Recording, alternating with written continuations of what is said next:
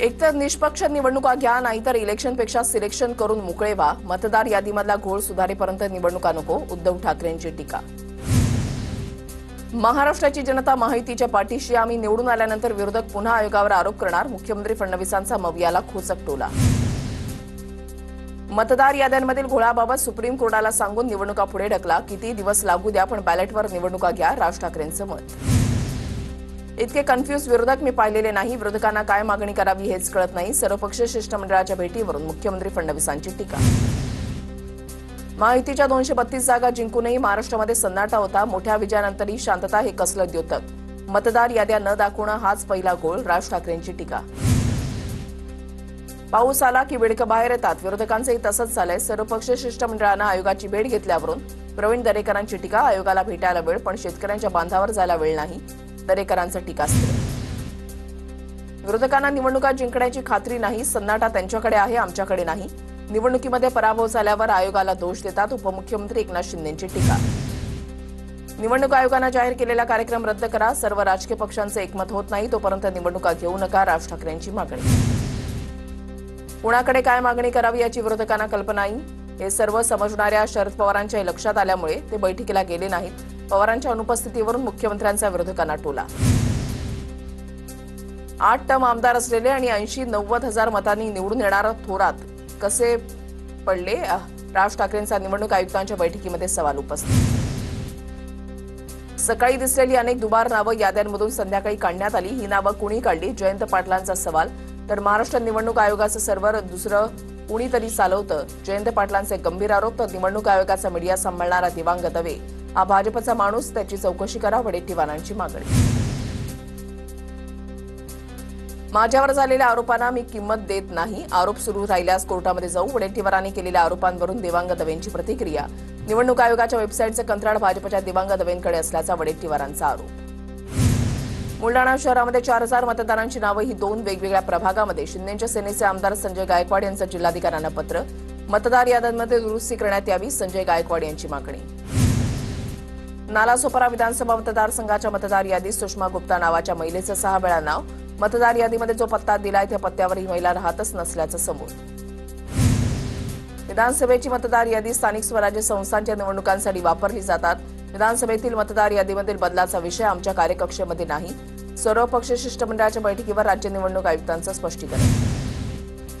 संरक्षण मंत्री राजनाथ सिंह पुण्याच्या दौऱ्यावर दाखल. सिंह आणि मुख्यमंत्री फडणवीसांच्या हस्ते सिम्बॉयसिस स्किल्स अँड प्रोफेशनल युनिव्हर्सिटीच्या संरक्षण आणि अंतराळ तंत्रज्ञान शाळेचं उद्घाटन होणार. मार्च 2024 पर्यंत देशातील नक्षलवाद समूळ नष्ट करणार. नक्षलवादाचा सर्वाधिक प्रभाव असलेल्या जिल्ह्यांची संख्या 6 वरून 3 वर. पुढच्या वर्षापर्यंत नक्षलवाद संपवणार. गृहमंत्री अमित शहांकडून विश्वास व्यक्त. दिलीप चव्हाण यांचा अजित पवारांच्या राष्ट्रवादीमध्ये प्रवेश. पुण्यामध्ये अजित पवारांच्या उपस्थितीमध्ये केला राष्ट्रवादीमध्ये प्रवेश. शरद पवारांच्या राष्ट्रवादीचा हिंगोली जिल्हाध्यक्ष पदाच्या राजीनाम्यानंतर चव्हाण दादा गटामध्ये दाखल. अजित पवारांच्या राष्ट्रवादीच्या आमदाराचा व्हिडिओ व्हायरल. माझ्या नाताला लागाल तर ओम भट स्वाहा. आमदार सुनील शेळकेंचा व्हिडिओ व्हायरल. 10% बोललो नाही, अजून 90% बाकी आहे. एकनाथ शिंदेंची परमिशन घेऊन बोलणार. समीर पाटील यांनी पाठवलेल्या नोटिशीवर रवींद्र धंगेकर यांचं वक्तव्य. नागपूरमधील 28 तारखेच्या आंदोलनाबाबत पोलिसांचा दबाव आहे. बच्चू कडू यांचं वक्तव्य. पोलीस पाटील आणि गावकऱ्यांना गुन्हे दाखल करण्याच्या पोलीस प्रशासनाकडून धमक्या, कडू यांचा आरोप. खासदार उदयनराजे भोसलेंनी मंत्री पंकजा मुंडेंची भेट घेतली. गोपीनाथ मुंडे आणि महाराजांच्या जुन्या आठवणींना उजाळा देत कौटुंबिक संवाद साधला. मंत्री पंकजा मुंडेंनी सोशल मीडियावर माहिती शेअर केली. अंबरनाथमध्ये मनसे पदाधिकाऱ्यांची बैठक. अंबरनाथ शहरामध्ये नगराध्यक्ष पदासाठी मनसेचा उमेदवार दिला जाणार. मनसे नेते अविनाश जाधव यांची प्रतिक्रिया. उत्तर रत्नागिरीचे नवनियुक्त जिल्हाप्रमुख विक्रांत भास्कर जाधव मातोश्रीवर. पक्षप्रमुख उद्धव ठाकरे यांची भेट घेतली.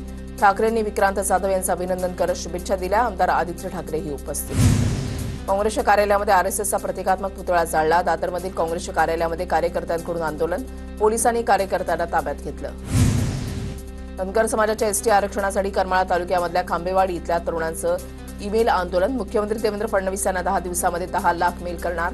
किशोर शिंदे यांची माहिती. नाशिकमध्ये सीबीआयची मोठी कारवाई.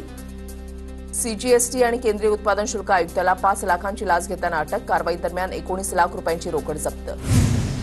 नागपूरमध्ये विधवा महिलेच्या फसवणूक प्रकरणी मनसेचं आंदोलन. विधवा महिलेच्या नावानं कुठलाही कर्जाचा अर्ज केला नसताना 7 लाख रुपयांच्या कर्जाची उचल. मनसे पदाधिकाऱ्यांचा आरोप. बँकेला जाब विचारत जोरदार घोषणाबाजी. ट्युशनमधील वादानंतर नवी मुंबईमध्ये एका विद्यार्थिनीची गळफास घेत आत्महत्या. वाद झाल्यानंतर दुसऱ्या मुलीच्या आईनं तिला केली होती मारहाण. त्याच टेन्शनमध्ये घरी येऊन फास लावून घेतल्याची प्राथमिक माहिती. नांदेडच्या विष्णुपुरी शासकीय रुग्णालयामध्ये सुरक्षा रक्षकाची दादागिरी. मुलाची उलटी सुरक्षा रक्षकानं वडिलांना साफ करायला लावली. भोकरच्या धांदुरामधील तरुणाला रुग्णालयामध्ये केलं होतं दाखल. अहिल्यानगरच्या देवठाणमध्ये बिबट्याच्या हल्ल्यामध्ये 3 वर्षाची मुलीचा मृत्यू. वन विभागानं तातडीनं पिंजरा लावत 2 बिबट्यांना जेरबंद केलं. दोन्ही बिबटे संतप्त गावकऱ्यांनी ताब्यात घेतले. परिसरात आणखी बिबट्यांचा संचार असल्याचा ग्रामस्थांचा दावा. धुळ्यामधल्या कुंडाणेपासून पारोळा हायवेला जोडणाऱ्या रस्त्याचं सुरू असलेलं काम निकृष्ट. डांबरीकरणाआधीच उखडला रस्ता. निकृष्ट दर्जाचं काम सुरू राहिल्यास आंदोलनाचा इशारा. धुळ्याच्या बाळापूर उपनगरामध्ये महिलेच्या घरामध्ये बेकायदेशीरपणे दर्गा बांधण्यात आल्याचा आरोप.